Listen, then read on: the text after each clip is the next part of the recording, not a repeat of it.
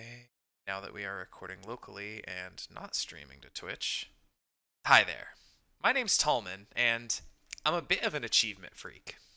Ever since achievements became commonplace in games, I've loved challenging myself with the small tasks developers ask of us, all just to make a small number go up. When achievements were added in Hearthstone during the Dark Moon Fair, I was stoked. I did okay overall during that set, but now that Forged in the Barrens is out, I'm looking forward to hitting these achievements hard, and it's my goal here to help you get the most out of your reward track. Welcome to episode 1 of this Hearthstone achievement series that I haven't quite figured out a name for yet. I'm sure I'll think of something snappy while I'm editing this video. But I'm super excited to dig into the Barrens achievements. Let's get to it. But first, a quick little overview. By my count, if I was accurate earlier, there are 42 achievements that they've added for Forged in the Barrens that will give you experience on your rewards track. 16 of which, I believe, are things they expect you to do over the course of a single game, whereas the other 26 are things that track your progress throughout multiple games. I plan to cover a big multitude of both types. There's a couple that I don't think I'll dig into heavily, like there's a mage one for just dealing damage with your hero power. That's just something that's going to happen as you play mage. Additionally, there's one that I believe is bugged currently. I haven't played warrior in over a year. The last time I think I played warrior was when the most recent set was Galakron's Awakening, or Descent of Dragons, whatever that was. I was playing Highlander Dragon Warrior. It was a lot of fun. But this achievement is bugged, the having 10 friendly minions survive damage, but that's just, once again, that's another thing that will happen as you play warrior. Completing all of these achievements will give you 16,200 experience, not taking into account the added 10, 15, or 20% from purchasing the Tavern Pass. Each class has 1,100 experience points apiece, and then there's an additional 5,200 experience for the neutral ones. Hi, Tallman from the future here. Unfortunately, while I was counting up the experience totals for each class, I failed to notice that Warrior actually offers 300 experience less for their achievements, bringing the complete total to 15,900 experience. Carry on. So I think just to start, I guess I'll click on this one and get my first little bit of experience. I messaged Celestalon. Oh, we leveled up. Cool. I messaged Celestalon, one of the devs on Team 5, about this achievement, and he says that they are currently working on this one, and it's currently bugged and will be fixed. But for now, just do some minion trading on your turns. I don't know if it works for absolutely every class, but if it helps, I've been playing Zoo Warlock in Classic mode, which is how I've done a little bit of work on the Summon Imps one. It counts if you summon the 3/2 Flame Imp, which is like the best one drop in Classic, just about. So let's dig into this, and I think I'm going to start with the one that will be free no matter what, which is, in the neutral set, if I can find it real quick, swap a 0 cost minion with a 10 cost minion with Shadow Hunter Vol'jin. Let's get to building a deck for it. Now, when I think 10 drops, my head immediately goes to Druid, but I just checked and there's actually in Standard only one 10 cost minion that's a class card. Surprisingly enough, it belongs to Mage. It is Mordresh Fire Eye, which is not really one that you want to swap out from your hand, it's one that you want the battle cry. So I think we're going to stick with Druid anyway, so we can ramp to our Vol'jin and hopefully get Scrapyard Colossus or something pretty easy. Okay, so definitely want some Lightning Blooms. Let's take some Innervates as well.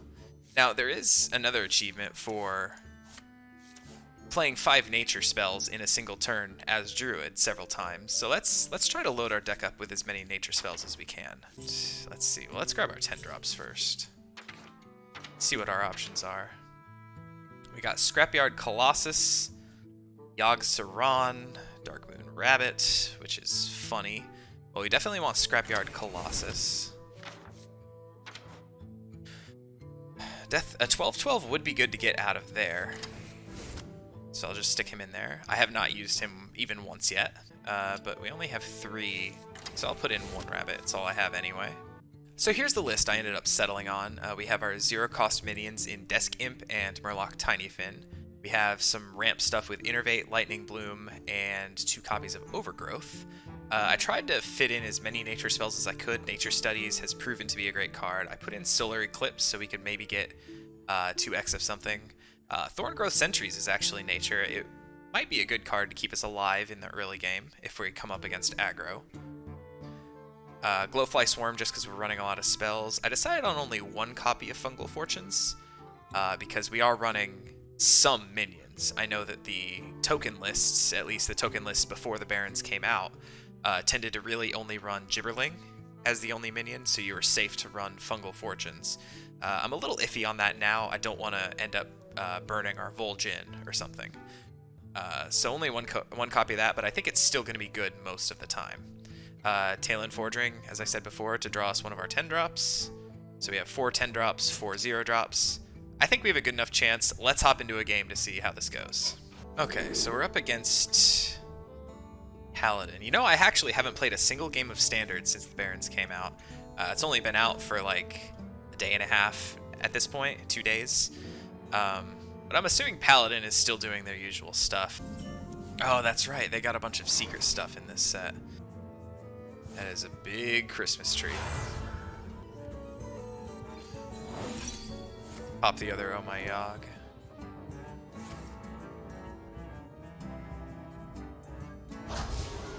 Oh, sweet. I got a steed.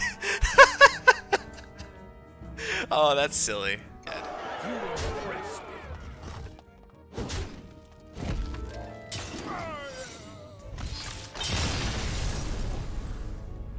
Okay, game 2. We have 1 Scrapyard Colossus. I'm gonna toss it back. Well, as I'm getting completely destroyed, I just realized my camera is over the area where achievements pop, so I'm going to do a quick, I'll just move myself up a little bit right here, so we can see it when it pops when I draw a 0-cost minion right here. Right here before I die? Well, that's a 0-cost spell. Not quite what we're looking for, but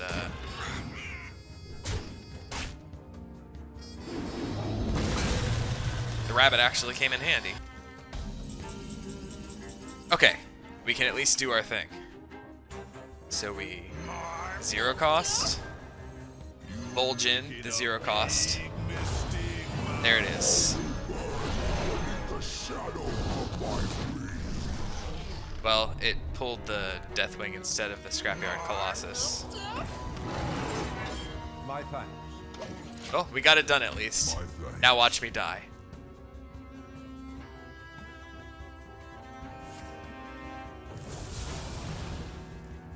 Survival of the fittest just to add insult to injury.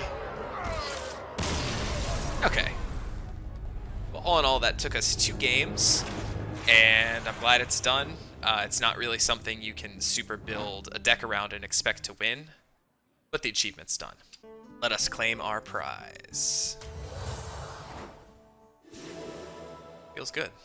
Moving on, I don't really know how long that's going to be when it's all edited down, so let's just do one more to move up the rarity scale from completely free to you just need some commons.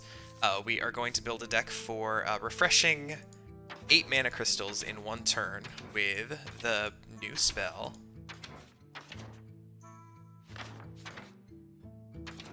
Refreshing Spring Water. So we'll start with 2 copies of that. Now obviously we want to run a very spell heavy deck.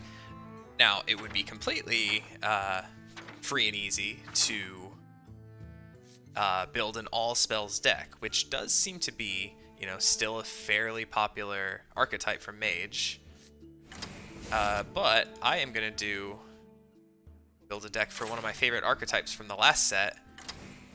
All spells, but they're... Okay, here's the list I ended up settling on. As you can see, it's 29 spells of different rarities, but I pretty much just picked what I felt were the best overall spells.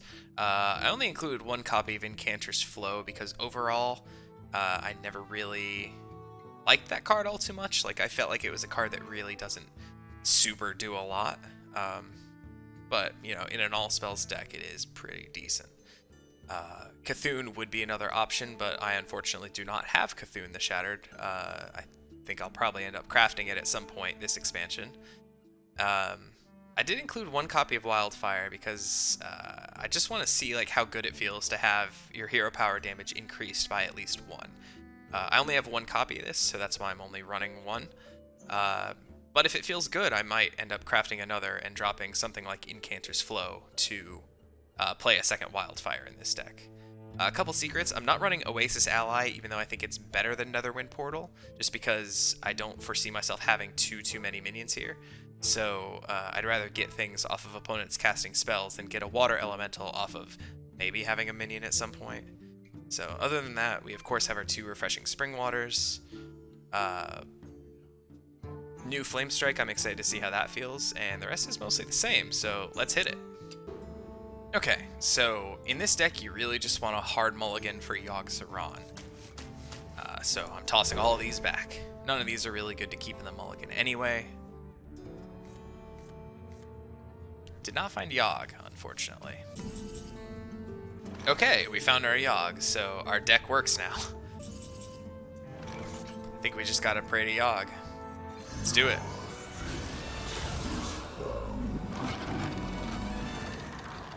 Yogg is best on big boards like this, though.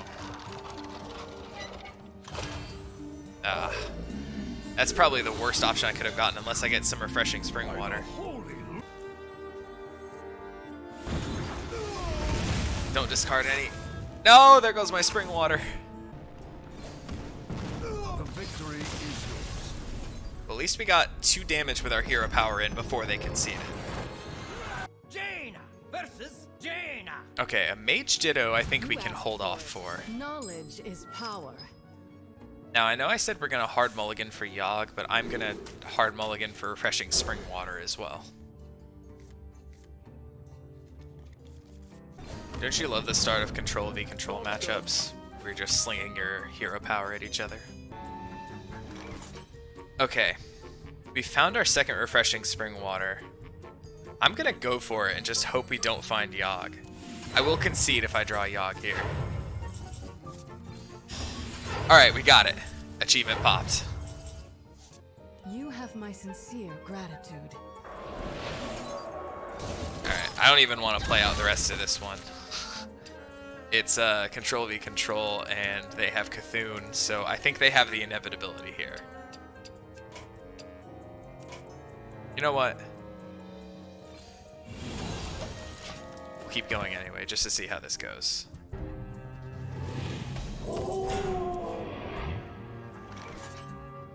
Well, we finally found our Yogg.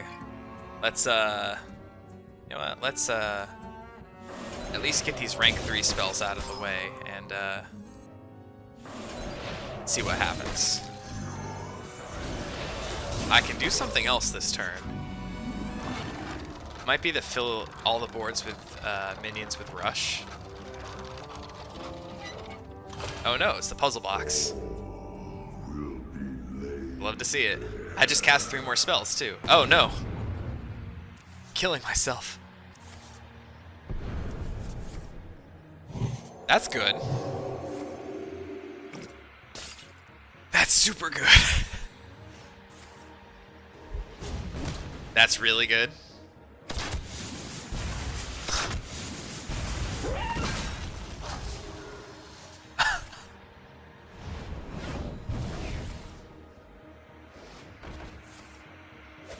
Yo, I yoinked something.